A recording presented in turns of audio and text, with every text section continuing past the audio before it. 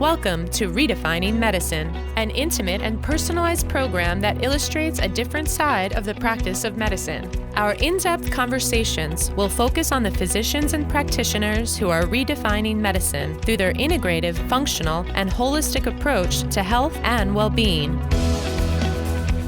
Welcome, everyone, and thank you for tuning in to our weekly Redefining Medicine podcast. Join me in welcoming Jeff Bost, a clinical instructor in the Department of Neurosurgery at the University of Pittsburgh Medical Center and clinical assistant professor at Chatham University with a special interest in minimally invasive spine and brain surgery. Welcome, Jeff, and thank you for spending some time with us today. Thank you. Through a significant body of research, lectures, and books, you've established yourself as an authority on alternative treatments for pain control. What drew you to this area of medicine?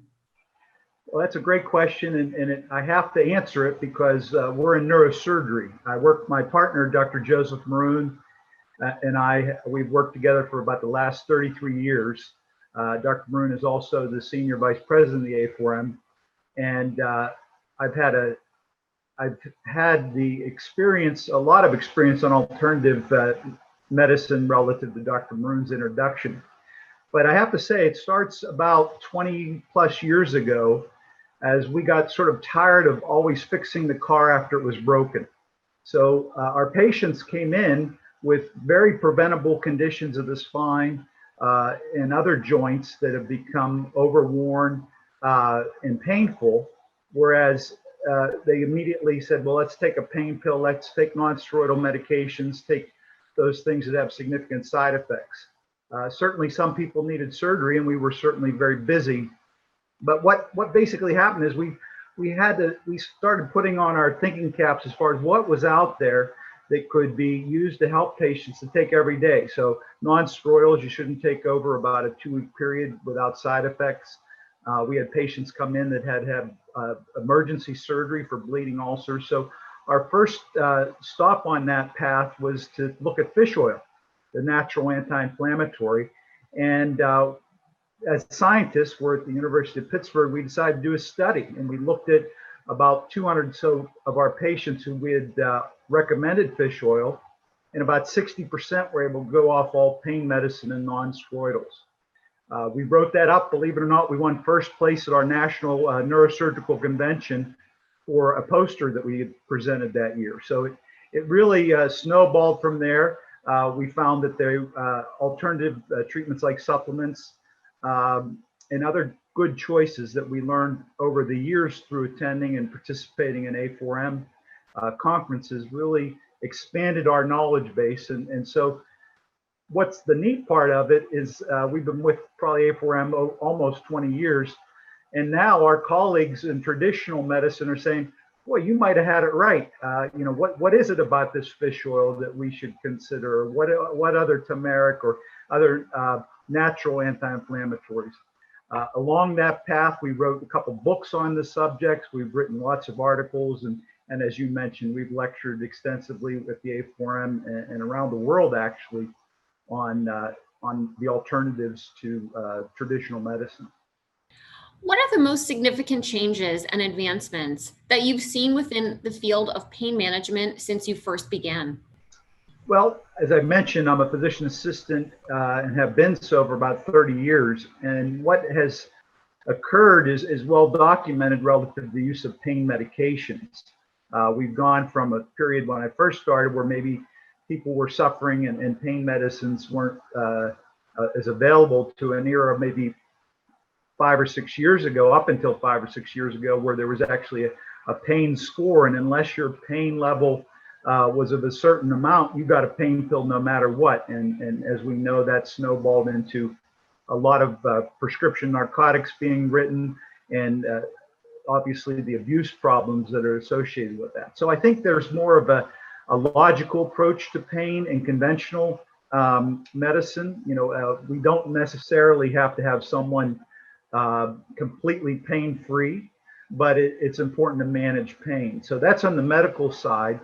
But a lot of people aren't in medicine in the sense that they aren't in a hospital requiring pain medication, but they do have discomfort. and many people turn to the non-steroidals, as I mentioned earlier, and the side effects associated with those have really been heightened, and people now know that there are alternatives as far as medication. The other thing is we were strong advocates for things like chiropractic, physical exercise, weight loss, things that you can do about choices. The whole thing with the A4M is what is the choices you can make, and people don't want to make choices. I don't want to lose weight. I want to, if I get complication of diabetes, I'm just going to go to the doctor and take a pill. So the idea of what are the healthy choices. So I think there are now many more healthy choices to manage pain. Recently, we became involved in virtual reality. Virtual reality distracts someone from their pain. Chronic back pain problems are almost totally now, people are getting more and more high dose narcotics, whereas there's studies now that show things like virtual reality, biofeedback, and other things can lessen the amount of narcotics that someone would need, even eliminating them in some case. So the idea of, everything may not work, but we need to think outside the box. This December, you will be speaking during the Pain and Cannabinoid Update pre-conference workshop on the regulatory update on the use of cannabinoid medicine. Can you provide us with a little preview of your presentation? It may not be a sexy topic, but it's a topic that every single patient that comes in and interacts with you is going to ask, well, what about medicinal marijuana? Or what about marijuana in the states that allow recreational marijuana? And the idea of should you become licensed to be a prescriber or recommender for it? What are the indications for it, which will be gone over at the workshop? But regulatory is again not the sexiest part of the workshop, but I think it's important because it's so there's such a conflict relative to federal and state laws, and no matter what, we don't want to get in trouble, so to speak, with the legal aspects of it. Now, I'm not a lawyer.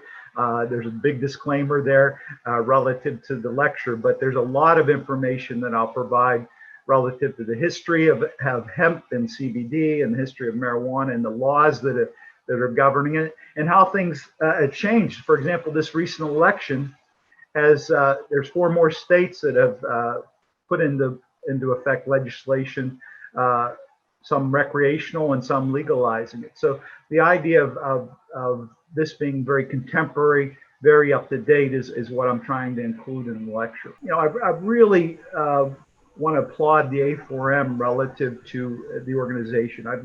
I'm a member of many other professional organizations, and they have penalties if you don't show up after a couple of years to their national conventions.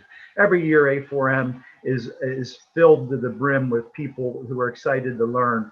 And I think that the reason is it introduces people to choices that they never thought of, never knew of. And it's like a veil being pulled apart, that we can see behind the curtain on things that may or may not work for everyone, but it's certainly alternatives that may help a number of people. We learned about SNPs back in the day from the A4M and other genetic markers and factors that are going on that in traditional medicine I never learned about. So I think that you always come away thinking about things, whereas I think once you get honed in a specialty, whether it's internal medicine or surgical or whatever, you tend to forget about that excitement. And the leadership of the A4M, they've never deviated from their focus. They've always wanted to make sure that people learn, and this is science that we're learning. And so overall, I think it's probably the best organization that I participate in on an annual, if not every other or twice a year basis. Thank you so much, Jeff, for spending some time with us. We appreciate your insight. Thank you to all of our listeners for tuning in on another episode of Redefining Medicine. Thank you all. Thank you. I really enjoyed it, and I hope to see you soon.